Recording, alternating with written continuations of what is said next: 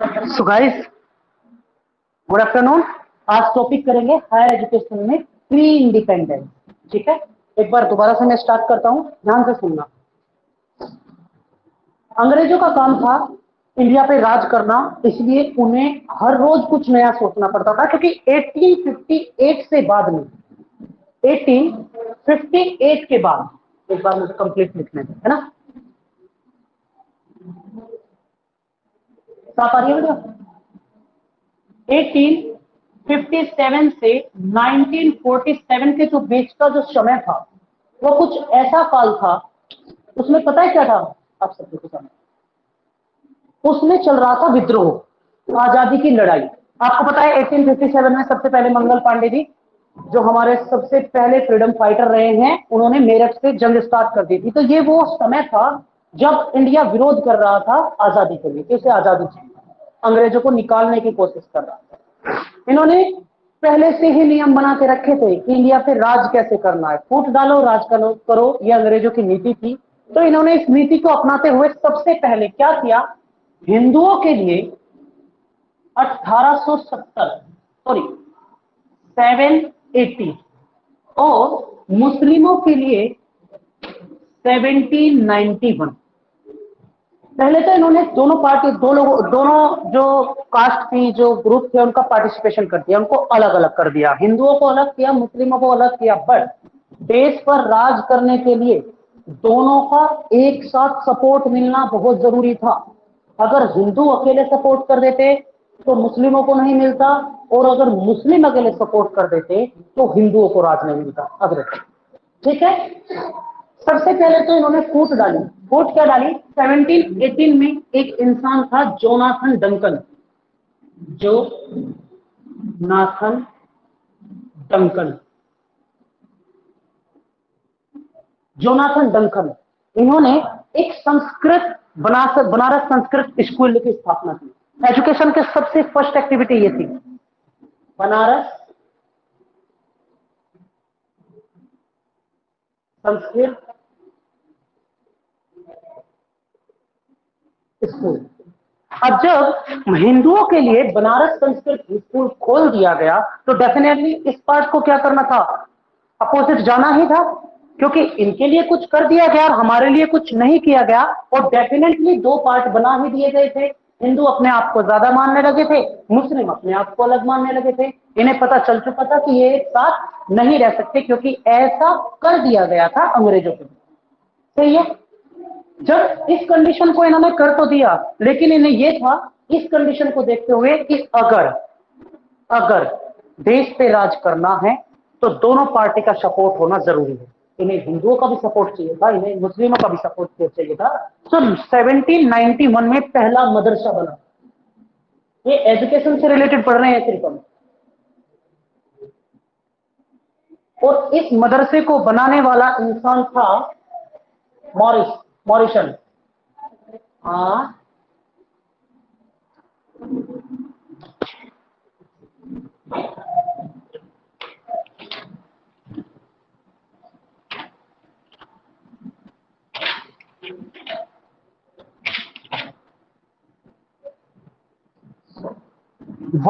Warren हेस्टिगन।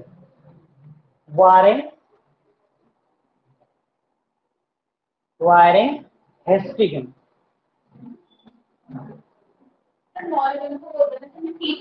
हाँ sorry, इसलिए तो वो नाम एकदम से आ गया। सो इन्होंने इस जोनाथन डंकन हिंदुओं के सपोर्ट में आ गया और वारेन हेस्टिगन मुस्लिमों के सपोर्ट में आया। ये दोनों एक दूसरे से जुदा नहीं थे। ये वारेन हेस्टिगन और ये जोनाथन डंकन, इनकी थिंकिंग सेम थी, लेकिन हमने दो अलग अलग पार्टियों को सपोर्ट किया ताकि एक हो जाए, इन दोनों पार्टियों को सपोर्ट मिल जाए। और 1858 में क्या हुआ था, जो ईस्ट इंडिया कंपनी राज कर रही थी, उसकी बजाय अब जो शासन इंडिया पे किया जाने लगा वो डायरेक्ट रानी विक्टोरिया करने लगी। ठीक है, हर हर 20 साल के बाद एक चार्टर एक्ट रेडी किया जाता है। और प्री इंडिपेंडेंस एजुकेशन सिस्टम में ऐसे 10 से 11 चार्टर रेडी किए गए थे भारतीय एजुकेशन को गेन करने के लिए। आपको कुछ लिखना नहीं है, बस ध्यान से सुनना है, बिल्कुल रिलैक्स, और प्रेशर भी मत लेना, ये मत सोचना लर्न करना है, बस सुनो। सो फर्स्ट 1813 ये पहला चार्टर था। सबसे पहले स्कूल कब बनाया? 1780 में। कौन सा? बनारस संस्कृत स्कूल। उसके बाद पहला मदरसा 1791 में। किसने बनवाया? Warren Hastings. और जो संस्कृत स्कूल बनारस में बनवाया था वो किसने बनवाया? Jonathan Duncan. ठीक है। इसके बाद 1830 ये फर्स्ट चार्टर आया इंडियन एजुकेशन के लिए। सेकंड, अभी अलग अलग भी पढ़ेंगे, एक बार मैं नोट डाउन करा है ना। 1830 में 1830 में 20 जोड़ दो, कितना हो जाएगा? 1833 हो जाएगा। हर 20 साल के समथिंग में बनता था। तो दूसरा चार्टर एक्ट आया 1835 में, और इसे लेके आने वाले इंसान का नाम था Lord Macaulay Minto. Lord Macaulay minutes. इससे ज्यादा भी कुछ नहीं सोचना है, बस रिलैक्स रहना है। ठीक है। और मिनिमम 3 बार पढ़ना है। नहीं पढ़ सकते, रिकॉर्डिंग चालू है, अपने कान में हेडफोन लगाना और आराम से खाना खाते हुए, घूमते हुए, बैठे हुए सुन लेना, रटने की जरूरत नहीं है। अब 20 साल और जोड़ दो, 20 ईयर्स, क्योंकि हर 20 साल में एक चार्टर एक्ट बनता था इंडिया के लिए। तो 20 साल कितना हो गया? 1855 यानी कि 1854। 20 साल के समथिंग। 1854 में एक और इंसान आया जिसका नाम था लॉर्ड मैकाले आ गया, और इसके बाद आए थे हमारे वुड डिस्पैच। वुड डिस्पैच, इसे Magna carta of English education भी बोला जाता है। अलग से पॉइंट करेंगे, सब पॉइंट लिखेंगे। अभी इसके बाद वुड आ गया। ठीक है। फोर्थ नंबर पे जब वुड्स डिस्पैच के आने के बाद लगभग, अब अगर इसमें मैं 20 ईयर्स और जोड़ दूं तो कहां पहुंचेगी बात? लेकिन आया था 1882 एंड 1883। एक एक्ट यहां पे आया। इस एक्ट का नाम था हंटर आयोग, हंटर कमेटी। Hunter COLLIT। ये आई थी 1882 से 1883 में। ठीक है। 54, 1882 एंड 1883। यस, आगे बढ़ते हैं। फिफ्थ नंबर पे आया आपका Indian university act 1904। Indian university act 1904। ठीक है। इसके बाद में 6 नंबर पर सैडलर। हम इनको याद करने की ट्रिक भी होती है, वो भी मैं आपको बताऊंगा। इसके बाद आया Sadler, Sadler commission, education commission. ये आए थे 1917 टू 1919। अब हम बढ़ रहे हैं आजादी की तरफ, जा रहे हैं ना इंडिपेंडेंस की साइड। सैडलर के बाद Hardog committee, Hartog, not dog, Hartog committee.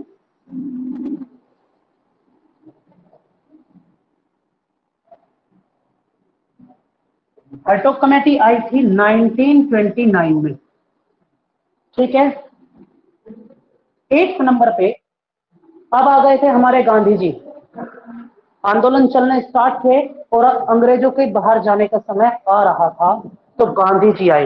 वृद्धा स्कीम के बारे में सबने सुना होगा, कब आई थी? ये नहीं कभी पढ़ा होगा। वृद्धा स्कीम, वृद्धा स्कीम ऑफ एजुकेशन 1937। इस बात को अगर आप ध्यान से सुन लोगे तो अगली है डॉक्टर जाकिर हुसैन कमेटी। वृद्धा वृद्धा स्कीम ऑफ एजुकेशन में क्या था, गांधी जी ने यह कहा कि जो 7 साल से कम उम्र के बच्चे हैं ना, उनकी एजुकेशन फ्री ऑफ कॉस्ट होनी चाहिए, जिससे सब सहमत थे। लेकिन उन्होंने ये कहा कि जो एजुकेशन दी जानी चाहिए वो मदर टंग यानी कि मातृभाषा में दी जानी चाहिए। इस बात से जाकिर हुसैन खुश नहीं थे। क्यों नहीं थे डॉक्टर जाकिर हुसैन खुश? आप हिंदी को पूरे इंडिया में नहीं लागू कर सकते। जैसे साउथ के इंसान है, वो या तो इंग्लिश जानते हैं या तो अपनी लैंग्वेज जानते हैं। अब आप उनके सामने उन्हें हिंदी में पढ़ाने की कोशिश करोगे तो उनके लिए कितना टफ होगा।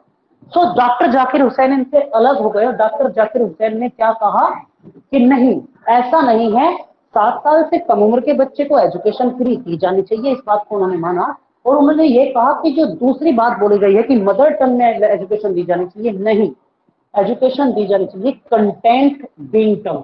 जो कंटेंट की एजुकेशन है, मतलब जिस तरीके की जहां पे डिमांड है उस तरीके की एजुकेशन प्रोवाइड करनी चाहिए। उनका नाम था डॉक्टर जाकिर हुसैन। डॉक्टर जाकिर हुसैन, ये भी 1937 में ही था। ठीक है, तो इनको दोनों सन इजी है याद करना, इसीलिए ताकि याद करना इजी हो। And last sergeant, sergeant education committee, sergeant committee of education या एजुकेशन कमेटी, एजुकेशन कमेटी, ये आया था 1944। और 1944 के बाद आप जानते हैं 1947 में हमें फ्रीडम मिल गई। तो ये सभी एक्ट सिर्फ और सिर्फ एजुकेशन से रिलेटेड। तो एक्ट नाम है, लेकिन ये सेकंड वाले को पॉलिसी लेकर आया, इसे लॉर्ड मेकाले, बेटा चार्टर है, ये चार्टर है 1813 का चार्टर, 1835 का चार्टर, 1854 का चार्टर, 1882 83 का चार्टर। ये जो नाम लिखे हैं ना, ये वो लोग हैं जो इस कमेटी में इंडिया आए, जो मैन इंसान थे। यहां लॉर्ड मैकाले आए, यहां वुड डिस्पैच आए, यहां हंटर आया था, डब्ल्यू हंटर करके इसका नाम था। ये इंडियन यूनिवर्सिटी एक्ट था, जो इंडिया में यूनिवर्सिटी थी उनकी वर्किंग कंडीशन को प्रोग्रेस करने के लिए इस एक्ट को लाया गया।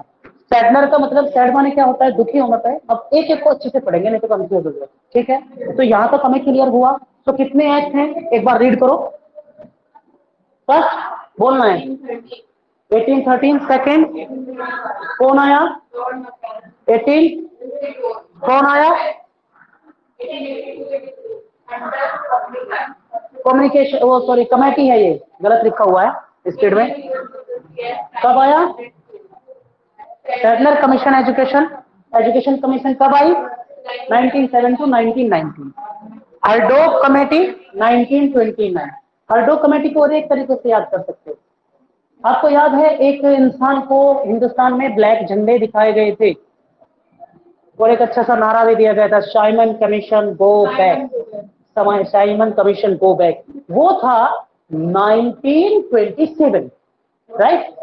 सो हम उसे कह सकते हैं हरडोक, यानी कि अगर आप उसको क्या था, साइमन को याद रख लो तो वहीं से याद रखा जा सकता है, हटो, हटो कमेटी 1927। अगर आप कमीशन से याद रख सकते हो तो उससे भी रख लो। फिर वृद्ध स्कीम ऑफ एजुकेशन कौन लेके आए थे, गांधी जी आए थे। कब आए थे, 1935। उसी टाइम पे कौन आया, डॉक्टर जाकिर हुसैन। तब डॉक्टर जाकिर हुसैन कमेटी आई थी, कब आई थी, 1937 में। और सेम टाइम पर लास्ट में सर्जेंट एजुकेशन प्लान आया, जो आया 1944। क्लियर है, नोट्स में आपको सेंड कर दूंगा।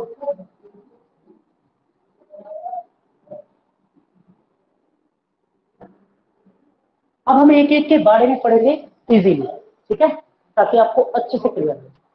तो फर्स्ट कौन सा चार्टर था हमारा,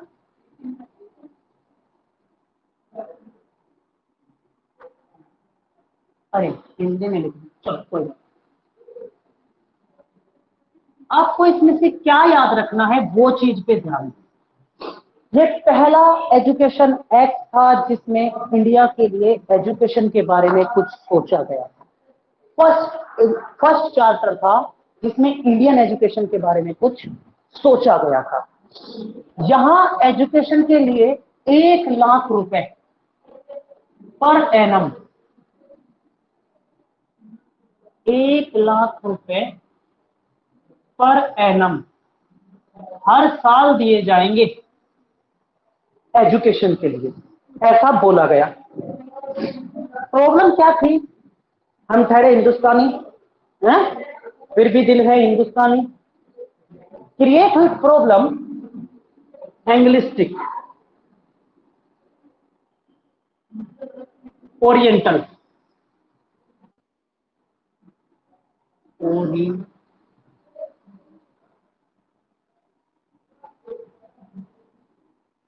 ओरिएंटल लैंग्वेज एजुकेशन। समस्या बनी ये कि एजुकेशन भी किस लैंग्वेज में जाए, मीडियम क्या होना चाहिए। 1813 में चार्टर आया, 1 लाख रुपए पर साल के लिए दिए जाने थे और 20 साल तक बहस सिर्फ ये चली इंडिया में कि इससे पढ़े या इससे पढ़े। इंडियन कहते थे कि हम इससे पढ़ेंगे और अंग्रेज कहते थे नहीं हम इससे पढ़े, हम एजुकेशन देंगे एंग्लिस्टिक यानी कि यूरोपियन एजुकेशन प्रोवाइड करेंगे, जबकि इंडियन पीपल कहते हैं कि हमें ओरिएंटल लैंग्वेज में ही एजुकेशन गेन करना है या ओरिएंटल एजुकेशन को ही गेन करना है। लड़ाई चलती रही, कोई सॉल्यूशन नहीं मिला, तो रानी विक्टोरिया द्वारा दूसरा एक्ट, इसमें इससे ज्यादा याद करने की जरूरत नहीं है। दूसरा एक्ट क्या था भैया बताओ, कब आया दूसरा? हाँ यस, सेकंड आया 1835 का चार्टर है और इसे लॉर्ड मैकाले मिंटो एक्ट भी बोला जाता है। Lord Macaulay minute, not Minto, minute act भी बोला जाता है। अच्छा, अब पहले इसी के बारे में मिल लो भैया। सर जब ऊपर 1 लाख रुपए दिए गए थे तो सबसे पहले ये बताओ 1835 में क्या डिसाइड किया गया होगा? पहली बार डिसाइड की गई थी कि अब हर साल एजुकेशन के लिए 10 लाख रुपए दिए जाएंगे। हाँ? एजुकेशन के लिए ब्रिटिश गवर्नमेंट, इंडिया का ही तो पैसा था, लेकिन आता तो वहीं से था ना। हाँ, 1835 में इसको बढ़ाया गया और 10 गुना कर दिया गया, 10 लाख रुपए दिए जाएंगे। लेकिन कुछ क्या बोलते हैं हमको, अरे नहीं, जो होता है ना अपनी कंडीशंस, जैसे कुछ कंडीशंस के साथ भेज दिया गया, भेजा गया लॉर्ड मैकाले। कौन था sir Lord Macaulay? Lord Macaulay था गवर्नर, जो काउंसलिंग थी, आपको पता है कि गवर्नर काउंसलिंग राज करती थी, है ना, जो पूरी काम जो पूरा देखती थी ना इंडिया में, वो रानी विक्टोरिया की गवर्नर काउंसलिंग ही देखती थी, गवर्नर काउंसलिंग। जो गवर्नर काउंसलिंग थी उसका ये इंसान एक लॉ मेंबर था।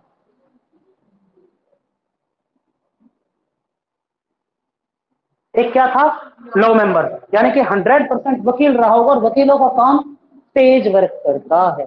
एंड यू नो दैट, आप जानते हैं कि कुछ लोग कट्टर मुस्लिमवादी होते हैं, कुछ लोग कट्टर हिंदूवादी होते हैं।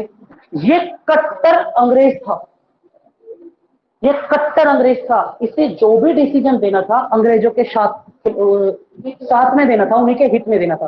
तो ये आया, इसने कहा 10 लाख रुपीस पर साल देंगे, लॉ मेंबर था, बट जो हम एजुकेशन प्रोवाइड करेंगे वो एंग्लिस्टिक करेंगे, एंग्लिस्टिक, इसमें एजुकेशन आपको प्रोवाइड करेंगे।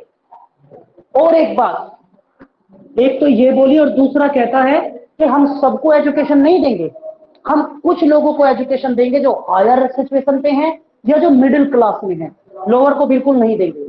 तो इसने एक यहां पर थ्योरी गेन की थी, डाउनवर्ड,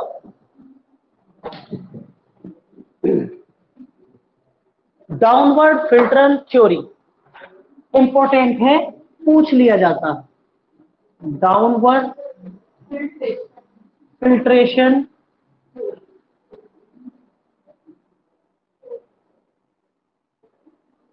थ्योरी, क्या थी ये थ्योरी? तो इस थ्योरी को एक एग्जांपल से समझाता हूं जिससे कंप्लीट समझ में आता है।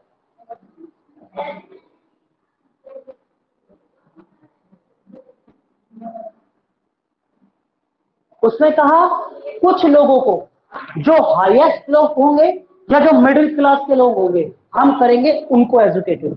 एजुकेशन हम सिर्फ उनको देंगे अगर ये चाहे तो अपने से नीचे एजुकेशन को प्रोवाइड करा सकता है, नहीं चाहता तो न कराए।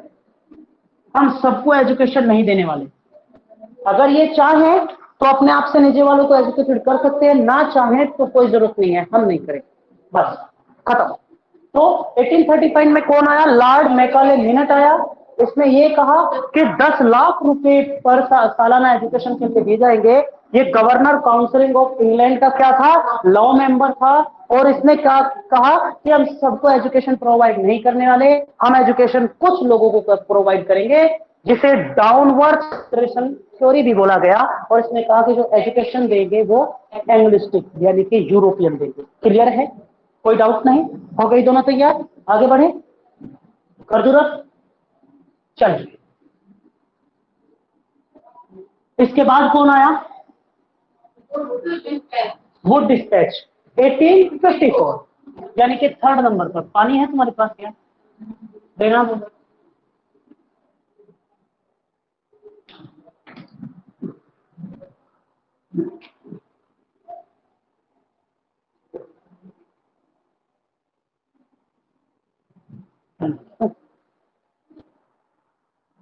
वुड डिस्पैच, वुड डिस्पैच ये क्या था सर? सुनो, चार्टर 1813 आ गया। 1854 में जो कौन आया? लॉर्ड मैकाले मिनट आया। उसने जो एजुकेशन का सिस्टम दिया वो सही नहीं था, उससे और प्रॉब्लम क्रिएट हो रही थी, क्योंकि इंडियन इस बात को मानने के लिए तैयार नहीं थे कि वो एंग्लिस्टिक एजुकेशन को गेन करें। ठीक है, उन्हें ओरिएंटल ही चाहिए। तो 1854 में कंडीशन को सही करने के लिए वुड डिस्पैच इंडिया आया। उसने देखा कि लॉर्ड मैकाले मिनट्स जो इंडिया में आया था उसके क्या प्रोग्रेस है, क्या पॉइंट ऑफ व्यू दिखाई दे रहे हैं, क्या हुआ है, उससे कोई प्रोग्रेस हुई है या नहीं हो पाई। ये इंडिया में आया, इसने देखा कि ऐसा कुछ भी नहीं था, तो इसने भी कुछ कंडीशन थी। इसने कहा नहीं, इसने एजुकेशन को ठुकराया। कौन सी? डाउनवर्ड फिल्टरन एजुकेशन को ठुकरा दिया और कहा कि जो हम एजुकेशन प्रोवाइड करेंगे वो सेकुलर एजुकेशन है। कोई मीनिंग बताएगा सेकुलर का मतलब? Very good. यानी कि जो एजुकेशन प्रोवाइड की जाएगी वो सेकुलर एजुकेशन प्रोवाइड की जाएगी, यानी कि हम सबको बराबर रूप से एजुकेशन देंगे। ये नहीं है कि सिर्फ हाई लेवल को देंगे या मिडिल क्लास को देंगे, एजुकेशन सबको बराबर रूप से दी जाएगी। क्योंकि विद्रोह लगातार बढ़ रहा था और अपने आप को सेव करना, यही एक रास्ता बचा था इनके पास कि जो कर सकेंगे कभी अच्छा कर दो अगर तुम्हें इस पे राज करना है तो। हालांकि ये बहुत अच्छा इंसान, इसी काल को बोला जाता है Magna carta. Magna carta of English education, education in India. Important है, याद रखने की चीज है, अच्छे से याद रखना। बहुत जल्दी क्वेश्चन बना के दे देते हैं। मैग्ना कार्टा किसे कहा गया भारत में इंग्लिश शिक्षा का? Magna carta. तो 1854 में जो वुड डिस्पैच आया था उसे ही कहा जाता है। And third most important point is that कि 3 यूनिवर्सिटी, याद रखना, इंडिया में पहली 3 यूनिवर्सिटी 1857 में इसी एक्ट के थ्रू आई थी। कैलकाटा, कैलकाटा यूनिवर्सिटी 1857, बॉम्बे यूनिवर्सिटी 1857 और मद्रास यूनिवर्सिटी 1857। तो इसीलिए ये इंपॉर्टेंट है। इंडिया में पहली 3 यूनिवर्सिटी जो दी गई थी वो वुड डिस्पैच के एक्ट के माध्यम से आई थी, जो 1857 में जाकर कंप्लीट हुई थी। Calcutta university, Bombay university and Madras university 1857। Important है, क्लियर है, इससे ज्यादा इसमें कुछ नहीं है। आगे बढ़े, चलो फोर्थ नंबर की बात करते हैं। फोर्थ नंबर पे आया था हर्डो कमेटी, नहीं sorry, Hunter committee. Hunter committee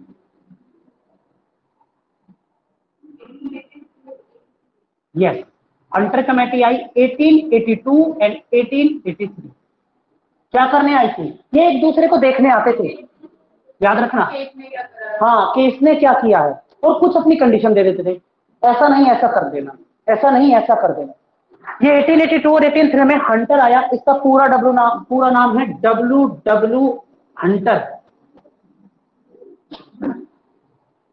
अब यहाँ पे एक चीज आपने देखी होगी कि एजुकेशन को अभी आपको किसी ने बताया नहीं है कि एजुकेशन को प्राइमरी एजुकेशन क्या होती है और सेकेंडरी एजुकेशन क्या होती है, किसी ने नहीं बताया। एक अलग से पॉइंट याद रखना, 1870 याद रखना है, इंपॉर्टेंट है। 1817 में पहली बार जो एजुकेशन है ना, उसे दो सेक्टरों में डिवाइड कर दिया गया, एक प्राइमरी और एक सेकेंडरी। 1870 यानी कि इससे इसके बीच में कहीं डिवाइड कर दिया गया। 1817 में हुआ क्या, जब इसे 1817 में डिवाइड कर दिया गया, इसने आया देखा प्रोग्रेस को देखने के बाद में इसने क्या किया,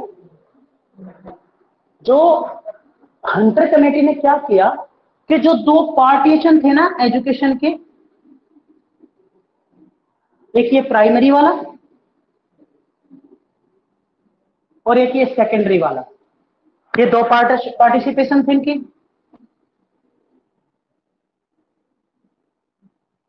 ये जो पार्ट है प्राइमरी वाला, इस प्राइमरी वाले पार्ट को डिस्ट्रिक्ट्स को दे दिया गया। सारा काम स्टेट देख रहा था ना, सेंट्रल गवर्नमेंट देख रही थी, यानी कि वही लोग देख रहे थे। तो जो प्राइमरी एजुकेशन का पार्ट है वो डिस्ट्रिक्ट को दे दिया गया और म्युनिसिपल पार्टी को दे दिया। म्युनिसिपल होता है ना, हाँ, तो डिस्ट्रिक्ट और म्युनिसिपल,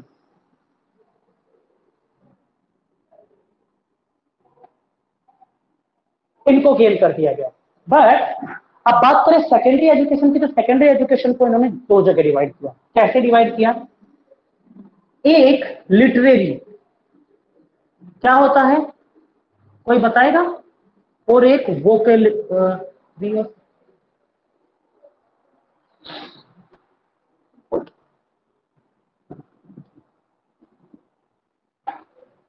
वोकेशनल।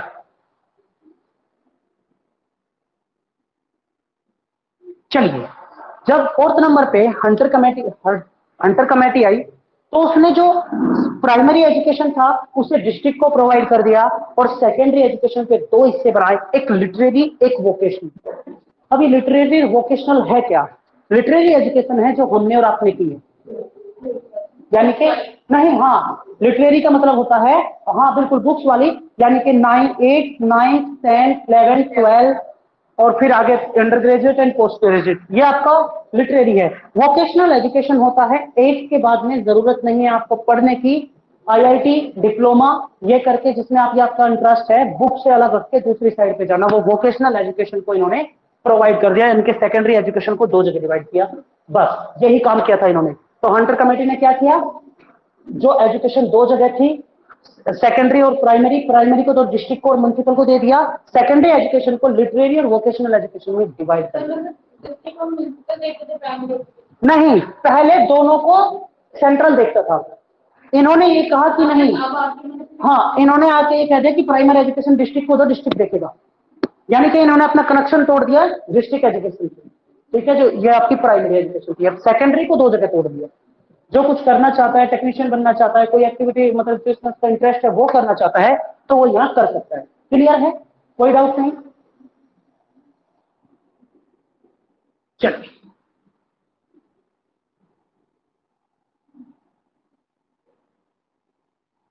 कितनी कमेटीज हमने कर दी हैं? फोर्थ कंप्लीट हो गई, फिफ्थ की बात करते हैं। फिफ्थ पे आया इंडियन यूनिवर्सिटी एक्ट, सही है, यही आया, कब आया? 2 नहीं 4। चलिए, क्या था, कुछ खास नहीं था, सिर्फ इतना था कि इस टाइम पे क्या किया इन्होंने, यूनिवर्सिटी की एक्टिविटीज को प्रोग्रेस किया, यूनिवर्सिटी वर्किंग में प्रोग्रेस किया। एक ही पॉइंट है, university working progress.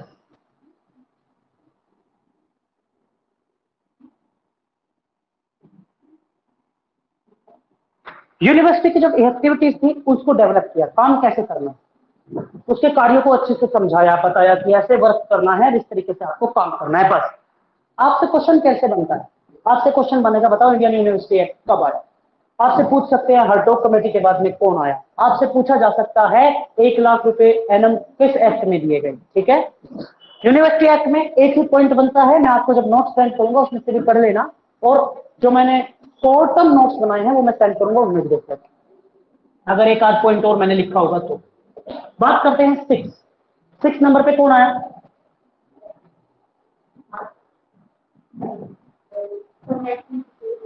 Sadler commission,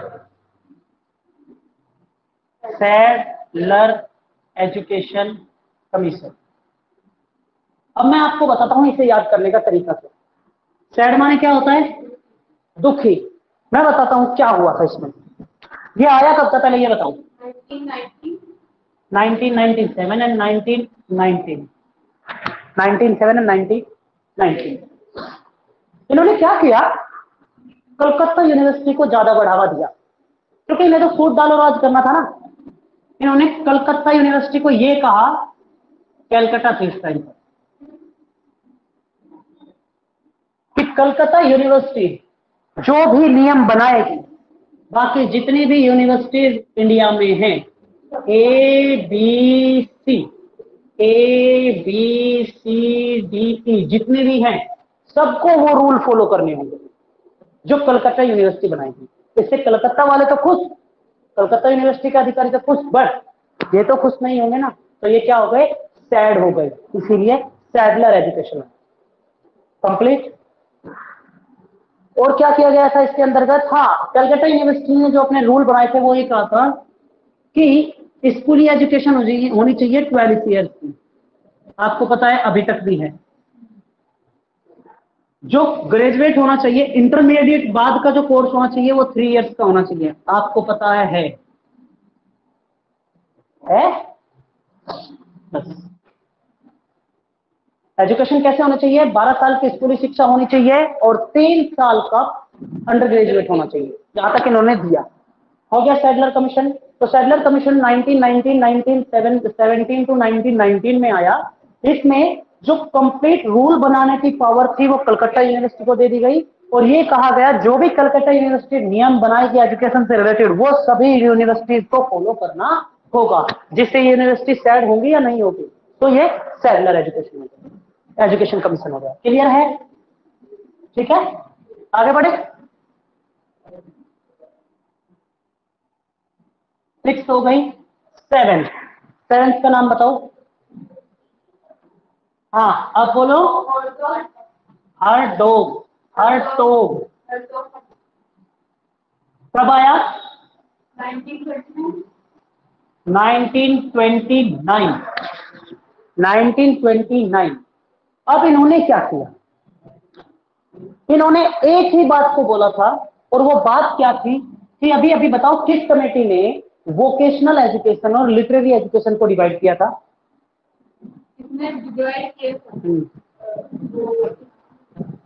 act से ही नाम है, हंटर, हंटर एजुकेशन।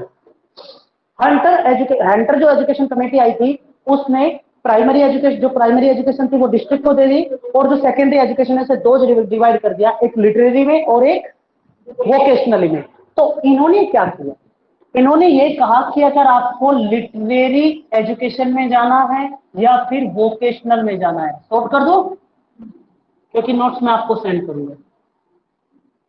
लिटरेरी में जाने के लिए आपको 10th पास होना जरूरी है, और वोकेशनल में जाने के लिए आपको 8 पास होना जरूरी। खत्म। हर्टोग कमेटी कब आई? 1929 में। इसने कहा कि अगर आपको लिटरेरी एजुकेशन गेन करना है तो 10th पास होना अनिवार्य है, और आपको वोकेशनल एजुकेशन करना है तो 8th क्लास पास होना नेसेसरी है। ठीक है, अगला 9th क्या है? बोलो बोलो, क्या था उसके बाद में? हाँ, वर्धा स्कीम ऑफ एजुकेशन कब आया? 1935। इन्होंने क्या बोला? ये सुन गांधी जी ने दिया था 22 अक्टूबर, 22 अक्टूबर, नो, हाँ sorry,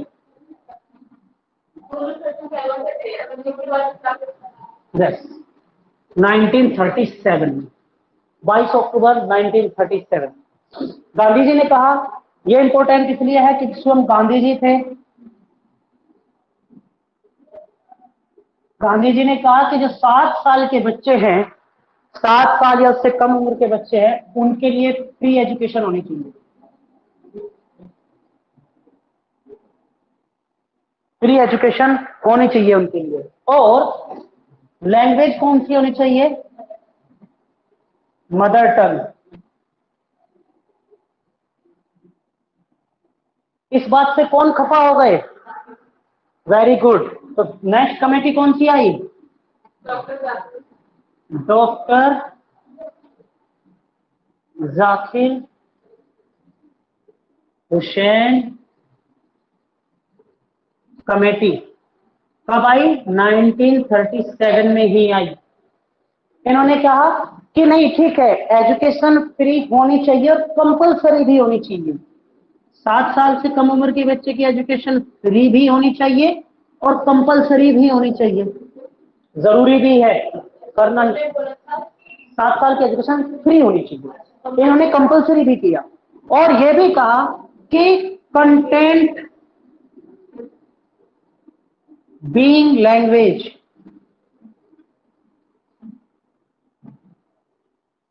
and also mother tongue भी माना इन्होंने।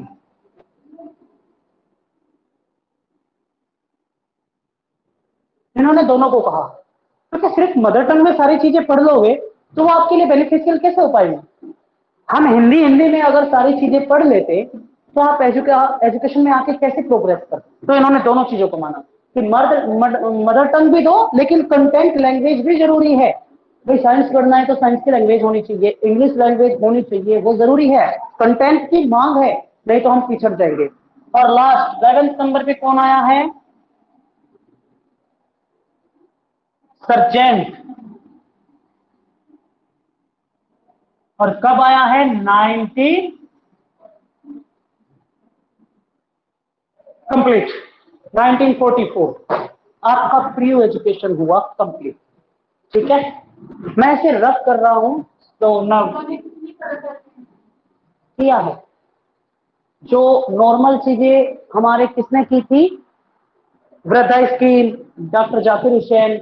और जो टाइम किसने बताया था? ये था ना, सैडलर कमीशन एक्ट आया था। कब आया था? 1904 में इंडियन यूनिवर्सिटी एक्ट आया था। यह आया था 1917 1919 में। जो एक्टिविटीज उन्होंने बताई थी वही इन्होंने बताया कि आपको ना एजुकेशन में 12th पास होना चाहिए, यानी कि आपको जो स्कूल एजुकेशन है वो 12th क्लास तक की होनी चाहिए। ऐसे करके 2-3 पॉइंट हैं वो आपके नोट्स में अवेलेबल है। जरूरी है हमें इनके एयर्स याद होना, जरूरी है हमें ये पता करना कि उस कंटेंट में बोला क्या गया था फॉर एजुकेशन। ठीक है, so this is your topic today over. Now I will tell you the notes and you will teach me. Okay, 4 notes हैं, एक एक को खड़ा होकर बोलना है, ठीक है ना? हाँ, मोबाइल्स में मैंने नोट्स बनाए हैं जो छोटे शॉर्ट, आपको उनसे देख के पूरी नॉलेज हो जाएगी, इसको उठाने की जरूरत नहीं पड़ेगी। बिकॉज मैं इनको भी सेंड कर दूंगा। देखो, इन्होंने ये कहा था सर्जेंट वालों ने कि प्राइमरी एजुकेशन की एज ये होनी चाहिए, ठीक है, और कौन सी टेक्निकल एजुकेशन, और कौन कौन सी है, कॉमर्शियल एजुकेशन। मतलब हर तरीके की एजुकेशन मिलती है। हाँ, इन्होंने मतलब 1944 चला गया तो आप देख लो कि एजुकेशन का स्तर डेवलप हो चुका। ठीक है, तो guys today is over. Okay, तो कल सेम टाइम मिलेंगे, तब तक के लिए thank you, bye bye, take care.